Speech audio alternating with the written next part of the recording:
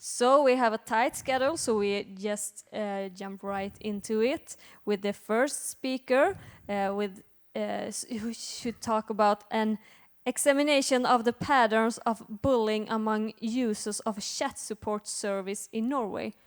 David Lansing Cameron, do you say Cameron? Cameron, welcome.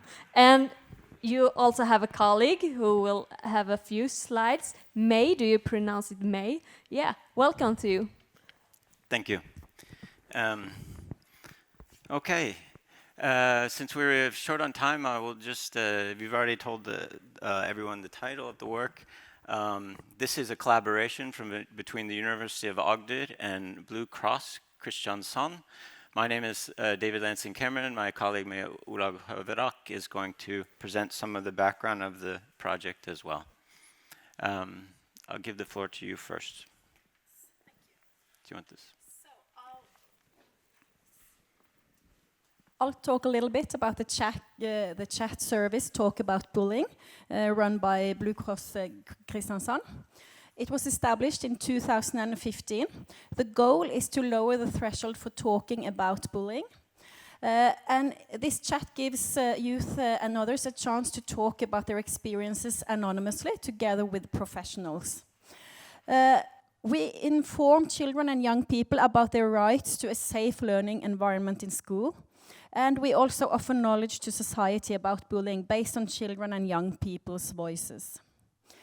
The theoretical foundation for this chat is, among others, attachment theory and the importance of acknowledgement.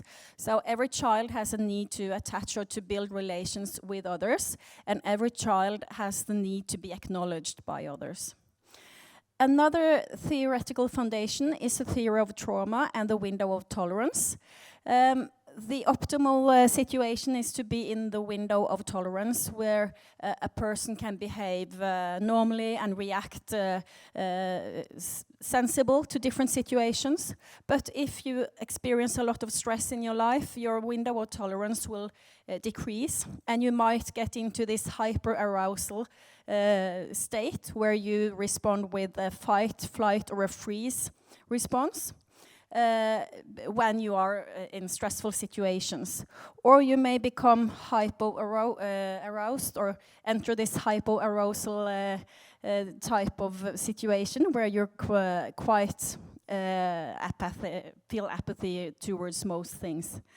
So what we offered through this chat service is a help to self-regulate and to increase the window of tolerance so that you don't enter a flight or a freeze or a fight situation, and that you don't give up and fall into apathy. So that's kind of the basics of what we're trying to achieve. We use different approaches, among others a narrative approach, where we try to get the expanded life stories, find meaning and form identities through new perspectives. We also use circular questioning, where we clarify and understand the context, relations, people, and experiences. So we might try to change perspective, for example, by asking questions about how people in the surroundings may think about the situation. Try to find some new look at the situation from different sides. So we use active listening techniques, and we search for each individual story and experience, and use a lot of acknowledgement. The chat hosts have different interdisciplinary background in pedagogy, health sciences, and social work, and all of them have education to deal with these type of issues. So you see the opening hours here to the left. Okay. Now David will continue talking about the methodology and the findings of this study. Thank you. So what we've done is, because this service has been going for a while now, we were trying to get an idea, or there's been an idea that we wanted to do a mapping, to try and get a sense of the types of issues that different users were concerned with and needed help with. So initially we developed what we call a protocol. It's much like an online or digital questionnaire. that the chat host then completes after after the chat. And the aspect of that is that you collect data that is essentially not like a questionnaire where you have a yes/no response. You have a yes response. You have frequency data because you're, with the exception of some demographic questions, you're not specifically asking the user, the person who's receiving support, what exactly, what type of bullying they were experiencing or things like that. You're recording what has come up in the conversation. So there's a bit of caution with that because we don't know what's not said. We know, we register what has occurred. And that actually, that sense of getting frequencies or occurrences lends itself to descriptive analysis or some non-parametric statistics. In the course of a 3-year period, and you may notice in the abstract, we just did the analysis for the 2018 data. We've expanded it since then, included 3 years. There were a total of 12,687 contacts to the service within the 3-year period. We did some screening through the database through the protocols, removed all of the ones where people had taken contact but not actually engaged in a dialogue and started a conversation, removed unserious questions or comments in the registered chat service. And then we decided that for this analysis, we were going to focus on those that were just related to bullying. So that was one of the initial things that one codes as the chat host, whether it was bullying or non-bullying related. In addition, we removed repeat contacts for people that have contacted the service multiple times so that we don't get too much influence by just them. Some of these analysis, rather simple overview, does look at both repeat as well. So here's the breakdown of the usage in a 3-year period, 2018, 19, and 20. The red is the first-time contacts related to bullying. But what we see in the green is all bullying related, and then the blue, the total number of dialogues. So quite a few of these are connected to people contacting the service and discussing or wanting to get help for things non-related, or not specifically related to bullying, or at least that bullying doesn't come up directly in the conversation, other mental health issues, and that sort of thing. There was a major increase in 2018. There was a campaign, development of a film that helped promote the service, and the increase was noted.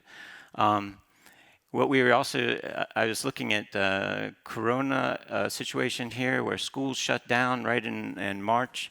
It's hard to know whether that had an effect at this stage or if this is just a return to a more normal usage. There's certainly probably many factors there.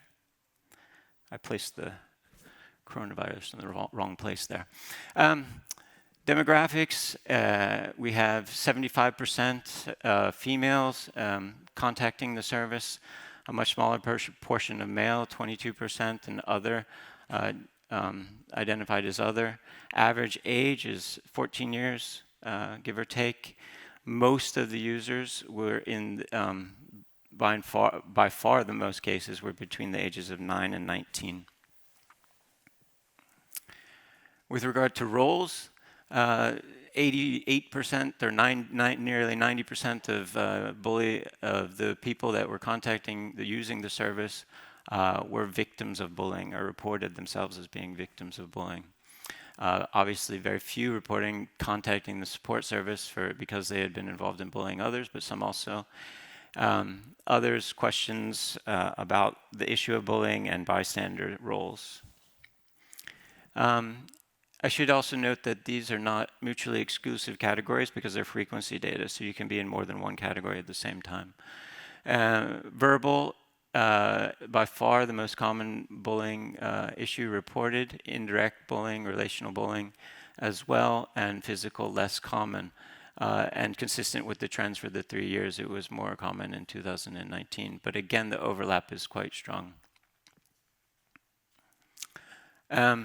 Regarding where does bullying take place, school is the primary context reported. Most of the users are saying that the activities or the issues that they are dealing with occur in the school context. And even in digital contexts or free time contexts, the issues that they're debating or concerned with are school related. Had they told someone? 56% said that they had told somebody. 10% at least admitted to partially informing others, and 33% had not told anyone about their issue, which is one of the things that we've talked about as the major benefits of this service, is that it allows for an anonymous communication to discuss your issue and receive support. Most commonly are teachers and parents that were contacted for support. Looking at gender differences, girls also were more likely to come back to the service and use it again, significantly more likely. No differences in verbal. Boys were more commonly exposed to physical bullying, while girls were more commonly exposed to indirect bullying, and girls were also more likely to tell someone about it, which is fairly consistent with the data. Most of the bullying began in the time when the average age of students, or the average age of the users are in lower secondary school. And so it makes sense that most of them have this issue in lower secondary school, although some started earlier. And the immediacy of the issue is also very evident, because most of them commented that they were experiencing the problem daily. Real quickly, 43% of the dialogues were not directly related to bullying. Just a quick summary: 9 out of 10 users report being victims of bullying. There are a higher rate of users in 2019 than in 2018 and 2020, although we're not exactly sure why. We have some idea. A lot more girls using the service, most often involved in indirect bullying. Fewer boys, but they are more often involved in physical bullying, and much less likely to have told someone about the issue. About 6 in 10 users have told others, mostly their parents and adults, and school is by far the most dominant context. And that's everything. Thank you.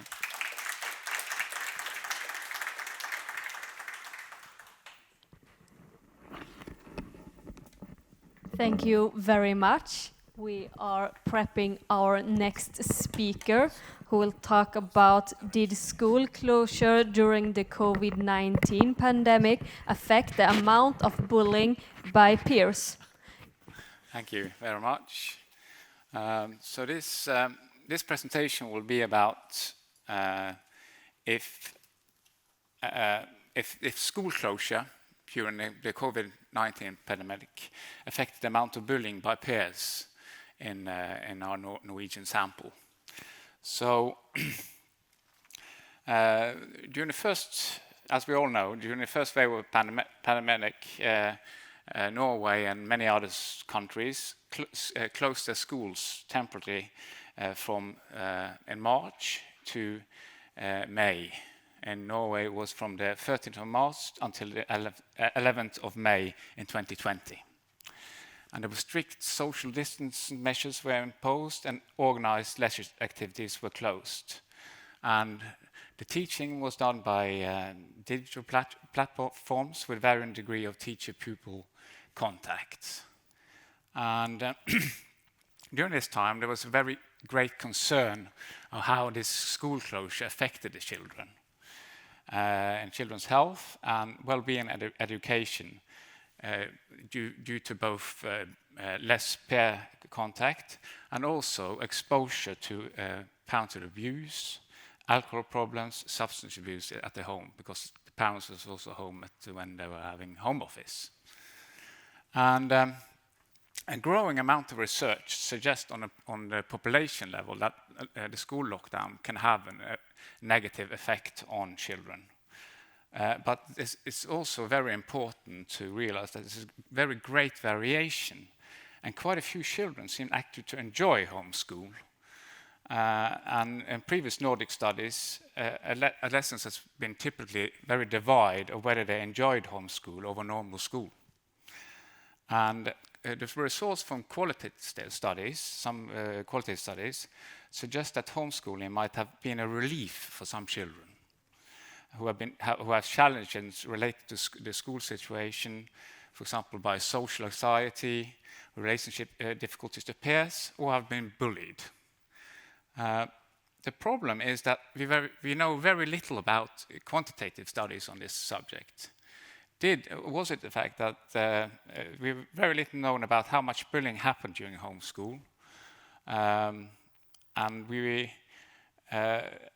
because children had much less physical contact with other peers, then you should expect that there were less bullying. On the other side, when they were spending so much time on the internet, and you should expect maybe that this was counterbalanced by digital bullying. So this has been a discussion in the literature. Does the school closure lead to more or less bullying? It should be less because of more in-life bullying, or it could be higher because of more cyberbullying, because they were on internet all the time.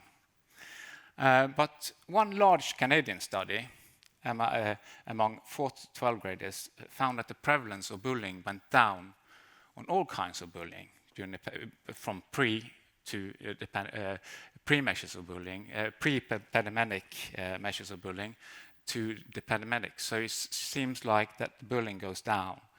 And a Chinese study found the same as well. So we were in our study, we thought that fewer children would be bullied when they were at homeschool than in ordinary school, than they did before the lockdown. And we also thought that pupils who had been bullied at school would be particularly likely to enjoy themselves more, feel safer at homeschool, and concentrate better at homeschool than what was the case in the preceding months before the lockdown. So we thought that it's important to see, is there some children who benefit from homeschool? Because there has been very much focused on the negative sides of homeschool, and especially how this is related to bullying.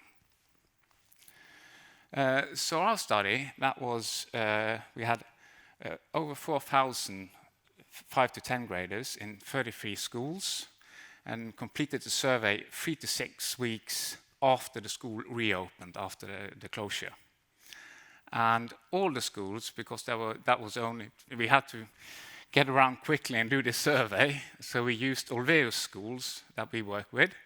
And so we did the survey on Olveus schools, and most of these schools had used the program for many years. So there was a selection of schools compared to what is typical in Norway.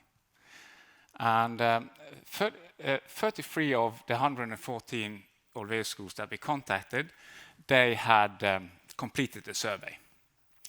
And we went around fast, and we constructed a special questionnaire for this study, which focused on well-being and bullying during homeschool. So we thought it could be quite interesting to look on this unique period in time and what effect it had on bullying. What we found was that, in accordance with previous literature, that more than half of the children, they felt lonelier at homeschool than in months before the school closed, because they were less together with peers and things, so that was not surprising. But perhaps somewhat surprising was that the vast majority of the students reported that they enjoyed themselves well or very well at homeschool. And I expect that you could probably find similar figures if you asked us if we like to be at the home office. There were some benefits with being at home, especially in the beginning, before they got bored. So this was in the beginning of the pandemic. And more than a third reported that they enjoyed themselves more at homeschool than at ordinary school. And 42.9% stated that they were able to concentrate better on schoolwork when they were at homeschool, and this was particularly boys in the youngest grades. probably because of noise, who knows. And compared to 28% who concentrated less on homeschool. So there were quite a few pupils who felt that they were able to focus more and concentrate better at homeschool than at school. And probably, maybe one of the most interesting results is that 30% reported they felt safer at homeschool than they did before the school closed, than at the ordinary school. And it was only 4% who felt less safe at homeschool than at ordinary school. So there's quite a few children who feel more safe when they were having a homeschool. We also found that there was less bullying at homeschool. And this was a question that we used from the Olveus questionnaire, but we were very explicit that we were talking about both face-to-face bullying and cyberbullying. So we explicitly said that in every time we were talking about bullying, that we are talking about cyberbullying and ordinary bullying.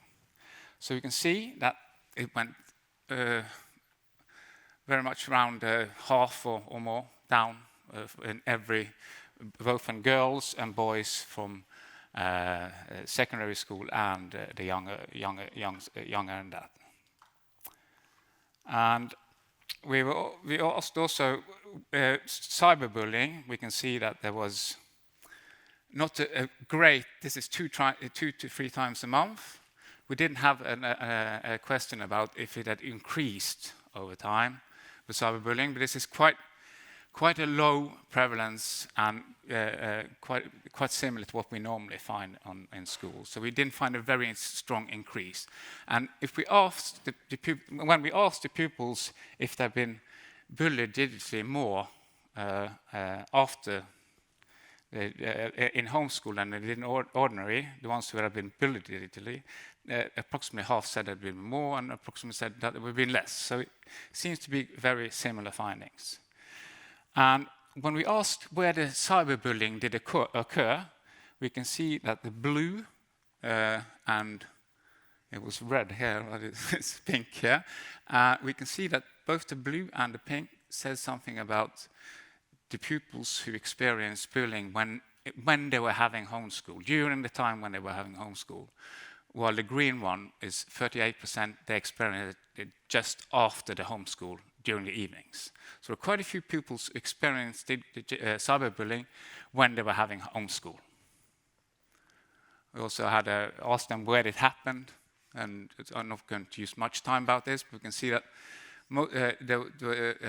while Snapchat was the most popular place to be digitally bullied by girls, it was online games for boys.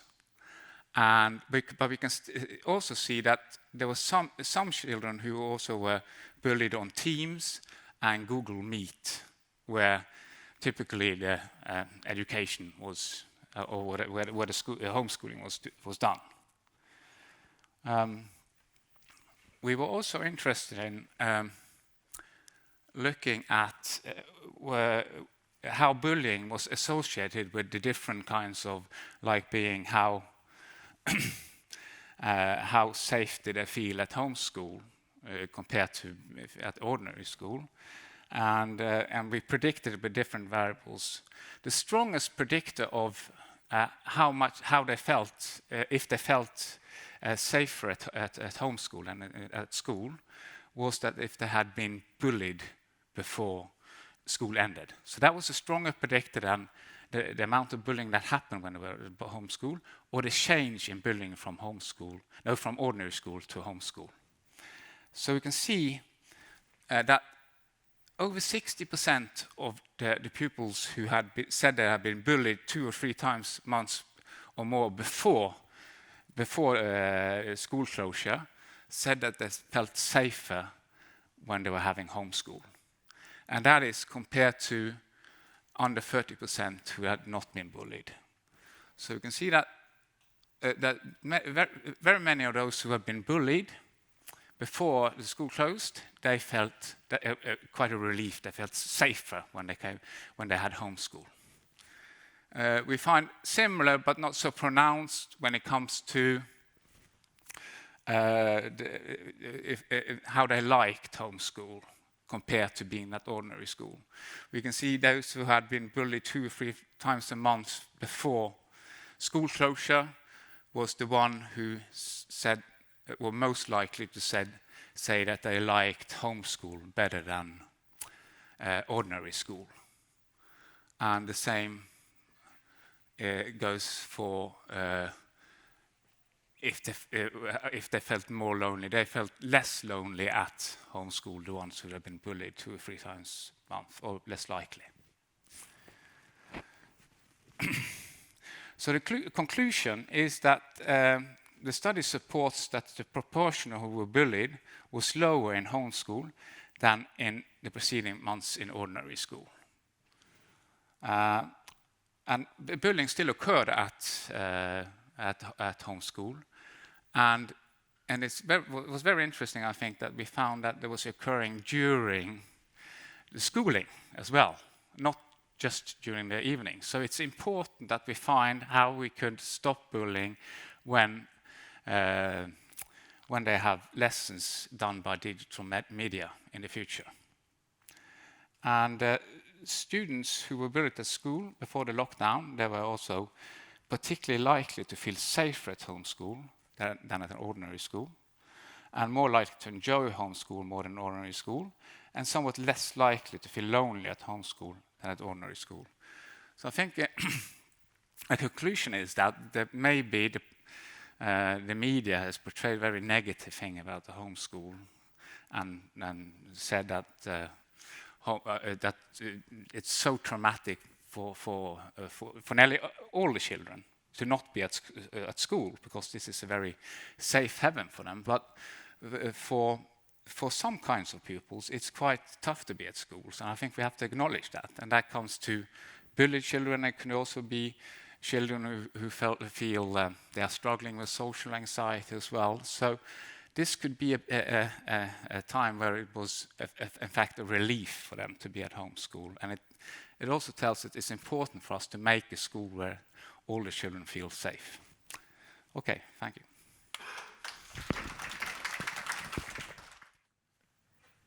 Okay, then we have our next speaker who should talk about distance education during the pandemic, what happened to bullying. So, warm welcome to Juuso Repo.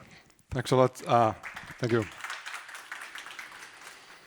Good to be here. I'm Juuso, I'm coming from Finland, Turku University in West Psychology. I'm a big fan of French Foundation and World Anti-Bullying Forum. It's great to be here, third time. We're working now on the question of COVID impact, and just before the lockdown ended, we made a survey as well, and we will hear some, not maybe totally opposite results that we heard from Norway. But let's see, I have some breaking news for you, so be there.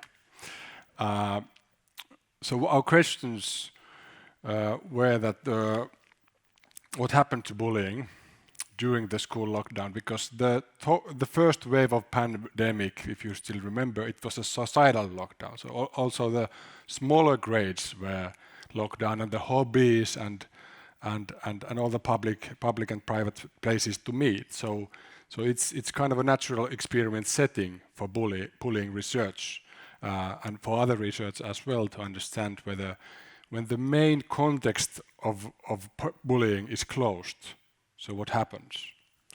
And the next question was that how did these previously victimized students experience this period? And that's not the breaking news. That's the news from 2020. And I know you've heard this association that when the screen times goes up, so does bullying and all the different negative things that are there in the internet. And well, actually this there was not studies back then, and these headlines were mostly based on one study which says that the cyberbullying is up 70%, and it was quite a lot of news about that, and that I found out that that was a company making AI analytics of internet. And so we often hear this worry about children and these black images about children and internet. But also academics were like assuming or proposing that there is this link between time spent online and cyberbullying victimization, and we should assume that there might be an increase during COVID. But if we look back, like internet and online use and like EU Kids Online, for example, for 2020 already, they said that when there comes more risks with time online, but there comes also more opportunities. So we really don't know what we think about that. And then, but it's been a discussion in the bullying research field that is this cyberbullying, what is this thing, and is it a ever-growing problem? And it links to the question of overlap between traditional and cyberbullying. And when we approach bullying from like what all of us have proposed, that from the bullying context, so bullying between peers from school, and part of that, not all forms of online harassment. We have this criteria for bullying, and if we approach from that angle, we have these kind of results from previous research that there's a big overlap, and actually cyberbullying doesn't create that much new victims. It's mainly a new tool to harm the victims that are already bullied by traditional means. But there's this debate and discussion of the definition of bullying and its similarities to traditional bullying. So there's a new setting to approach this question as well.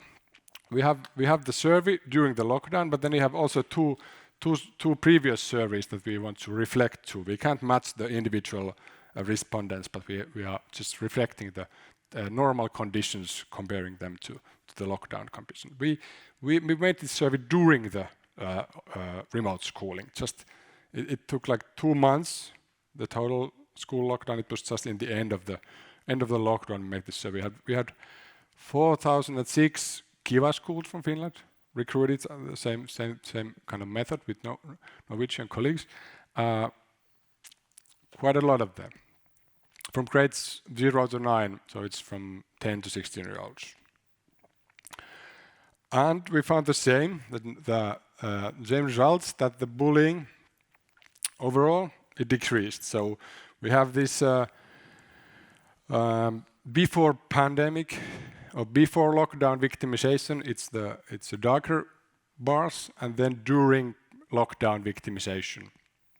So where they had to retrospectively assess that whether they were bullied, victimized before the distance education or not.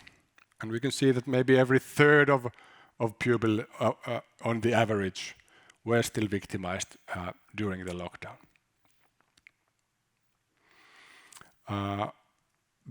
That's not a surprise, because the schools were closed. But when we also wanted to think about the cyber victimization, and we have this Kiva data a year ago from the same schools, matching the same schools.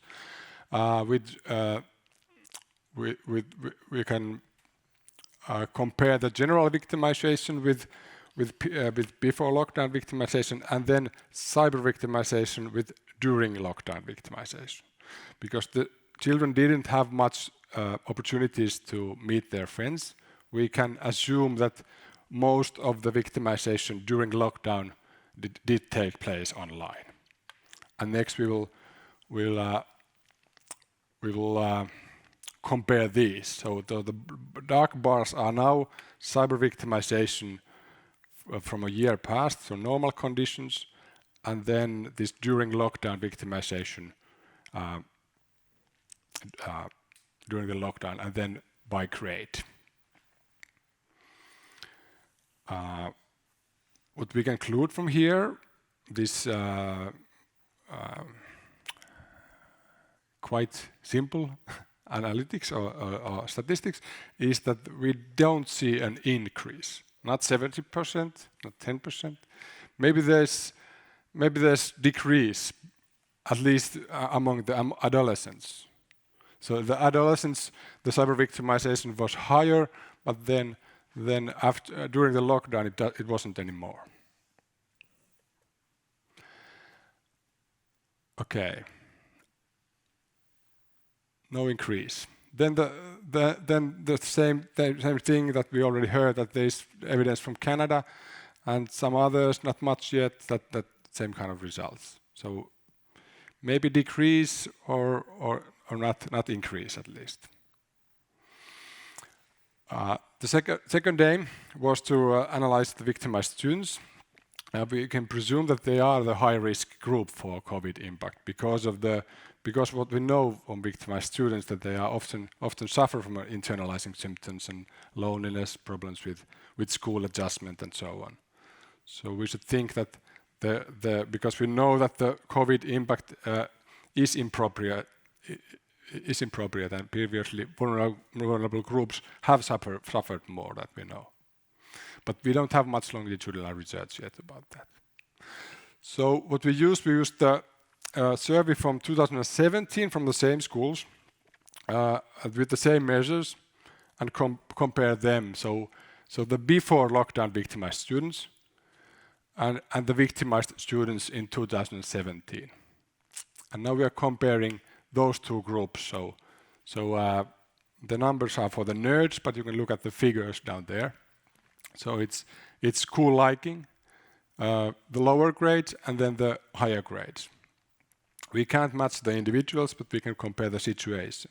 And we can see that in school liking, the non-victimized are higher in normal conditions, like here and here, in normal conditions, and the victimized like school less, obviously. But during the pandemic, the lockdown, in the lower grades, there is no difference anymore. And in the higher grades, the difference is smaller. And the gap is also there with self-perceived difficulties in learning, but it gets smaller during the lockdown.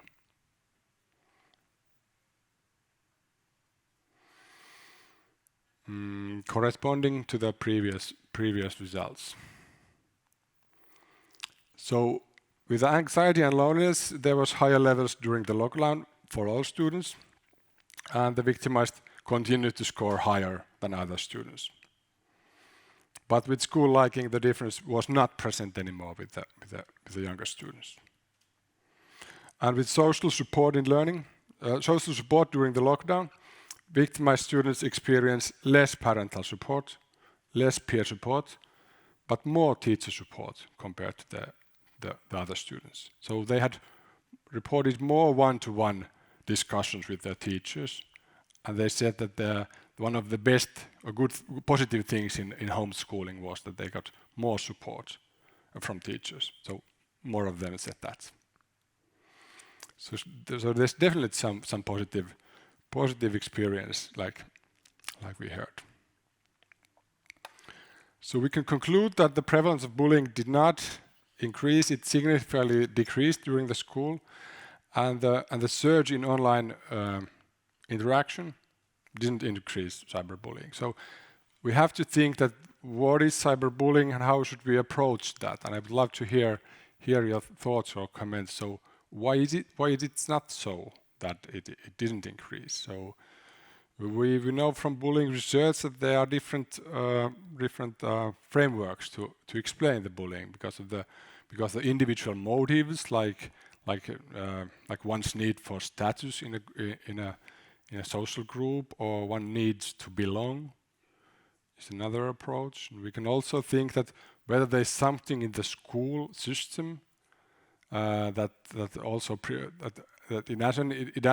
we have tried to prevent bullying in school. Is there something in our school system that fosters it, or is it just that because they were not face to face? But anyway, we shouldn't think about that. There's a simple causal association between online use and cyberbullying. So this is like what what this natural experiment tells us, at least. And the main area to fight bullying is not online, but within in-person interactions in school.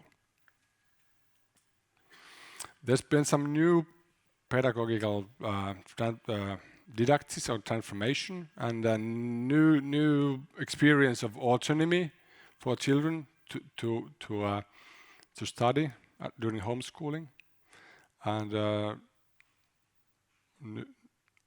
new setting for social relations. So maybe we can learn something for the future to build safer learning environments in virtual reality or in metaverse or whatever that is called in the future. Thank you.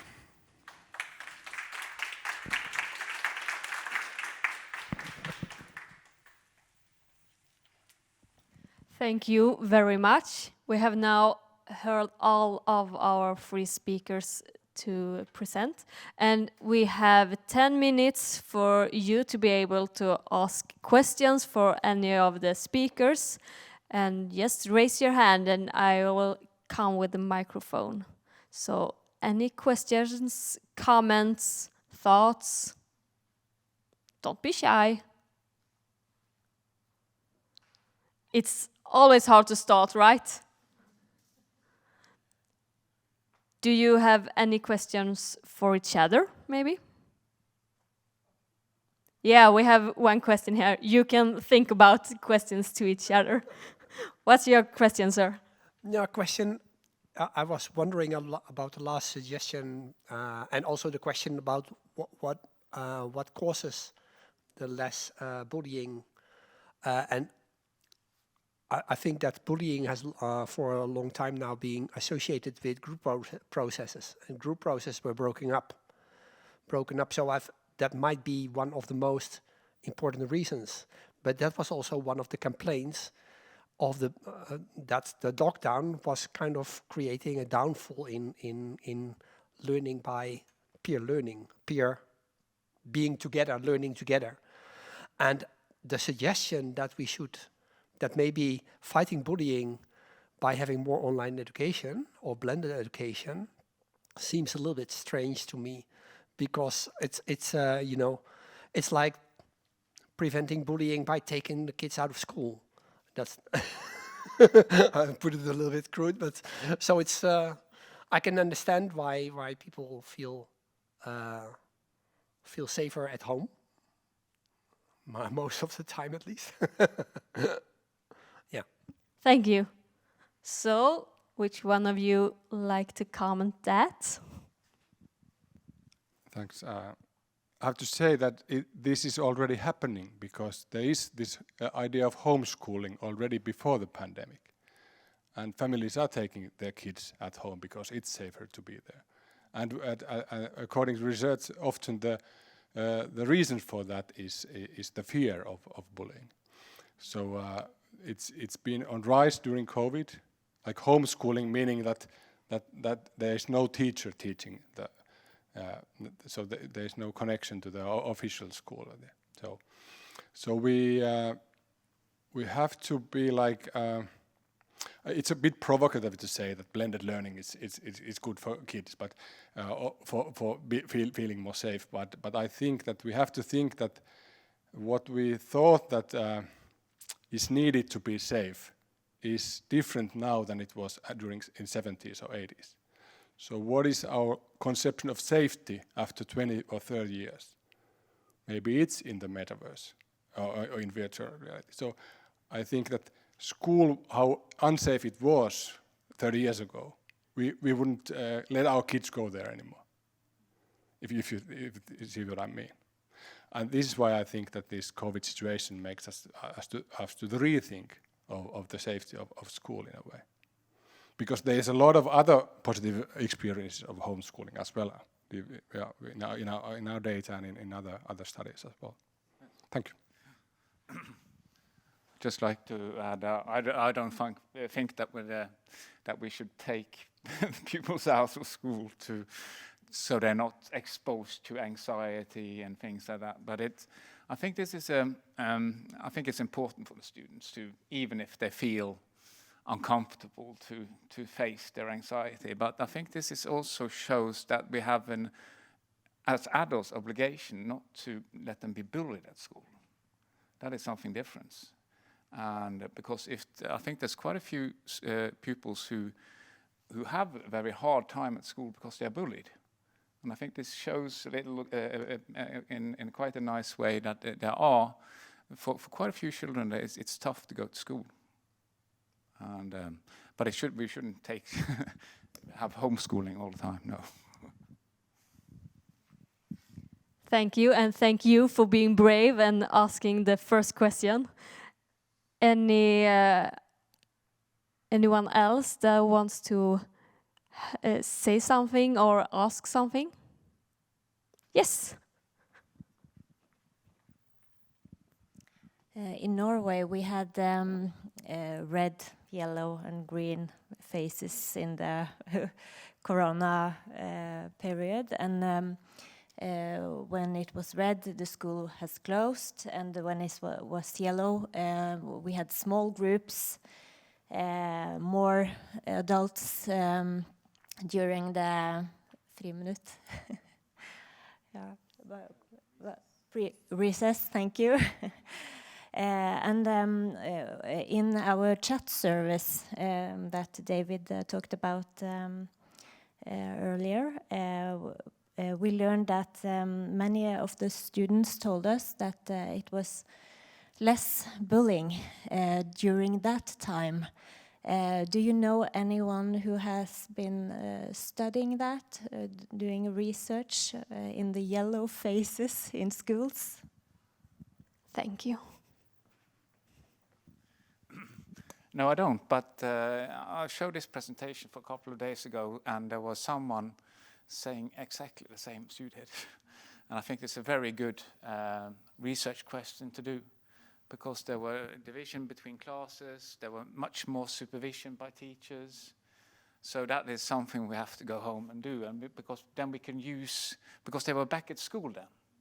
So we can use data from schools when they come back and see, has it gone down or gone up from before the COVID, and we can see, did it affect the kind of bullying that, because most of the bullying happens within class, but there's quite a lot of bullying that goes from older pupils to younger pupils, and we can see, did it affect that kind of bullying? Because you could expect that because there were more division between the pupils, maybe there were less bullying across classes from older to younger children. So it's a very interesting question. We had a question in the back, and I see you. You're next. Thank you. That's a very interesting thing, because the thing you said, that many people many kids wanted to stay at home because they felt safe, but we can't do that. We have to have a whole approach for the kids. They're not just supposed to learn; they're supposed to learn together. And the smaller classes that we used during the pandemic is the numbers that are stated in the laws that we're going to keep in Norway, but we don't, because every principal has their own way of finding a way around those numbers. So if we just follow the laws and do what it says, then our kids will be safer. I'm from a very big, we have about 700 students, and when we finally could be on yellow and put them in smaller classes, they just bloomed. It was a whole different school in a way. So I think it's kind of scary that we don't use the numbers that we actually have. And then it's been researched. It's the Talis, I think it's called. They say something about the normtallene, as we call it in Norway. So yeah, it's a very exciting thing to ask, to see about. Yes. Thank you for sharing. We have the last question. We have to end at 55. So I just wanted to ask about the children that said they felt safer at home, were they feeling safer because there was less bullying or because they didn't fear getting COVID at home? Did you qualify what they felt safer from? No, we didn't. So it was, we should have, but there was, the questionnaire was something we had to just make a quick questionnaire, and because of the time and things, so we should have asked more specific questions about those things. So it's more like, did they feel safer at home? And as we could see that it was associated with bullying status before they got home, that's an interpretation is that it could be because of less that they escaped the bullying, but that is an interpretation, and we don't know. But it should be more. Yeah. Thanks, and thank you all for listening, and especially thank you to our speakers. Please give them a warm applause. Thank you.